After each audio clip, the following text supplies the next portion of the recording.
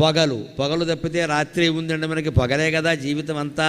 ఇప్పుడు పబ్బులు క్లబ్బులు అన్నీ వచ్చాక రాత్రి జీవితం కూడా మొదలైంది. లేకపోతే ఇదివరకు పగలే జీవితం అండి.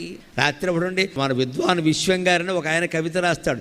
గూటిలో దీపమును పెట్టి నోటిలో కబళమును పెట్టి అంటాడు. గూటిలో దీపం పెట్టేవారు పూర్వం, నోట్లో ముద్దెట్టుకునేవారు, పడుకునేవారు, ఇక మాట్లాడేవారు కాదు. రాత్రి అంటే ప్రశాంతం. ఇప్పుడు జరగకూడనివన్నీ రాత్రే జరుగుతున్నాయి. అసలు పగల కంటే రాత్రే ఎక్కువైపోయింది మనకి. ఈ రాత్రి జీవితం నుంచి మళ్ళీ పగటి జీవితానికి మనం మారాలండి.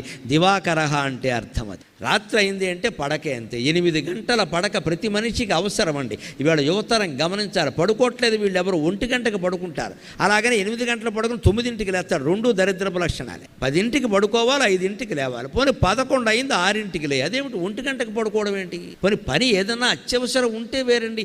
ఒట్టి ఫోన్లు చూసుకుంటూ మెసేజ్లు పంపుకుంటూ కూర్చోవడం ఏం కర్మ మాది? Early to bed and early to rise అని ఇంగ్లీష్ వాళ్ళు కూడా చెప్పారు ఆ విషయాన్ని.